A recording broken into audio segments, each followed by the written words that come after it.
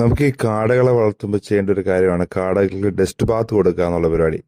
Dust Baat എന്ന് പറഞ്ഞു കഴിഞ്ഞാൽ അതിന്റെ ഫ്ലീസും കാര്യങ്ങളൊക്കെ പോകാൻ വേണ്ടിയിട്ട് നമ്മൾ ഒരു മണലൊക്കെ ഇട്ട് കൊടുക്കുന്ന പരിപാടിയാണ് ഡസ്റ്റ് ബാത്ത്. ഇപ്പം ഞാൻ പണ്ട് ഇതുപോലെയാണ് ചെയ്തിരുന്നത്. ഇതുപോലെ ഒരു ട്രേക്ക് അകത്ത് മണൽ വാരിയിട്ട് കൊടുക്കും.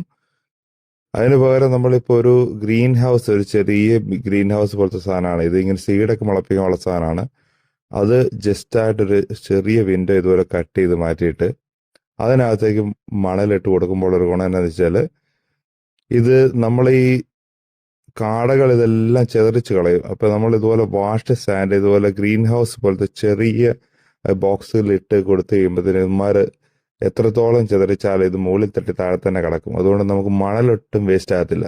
ട്രെയിലിട്ട് കൊടുത്തുകൊണ്ടിരുന്നപ്പോൾ നമ്മൾ 1 മണിക്കൂർ കഴിയുമ്പോഴത്തേന് ഈ സാധനം എല്ലാം പോവുകയും ചെയ്യും.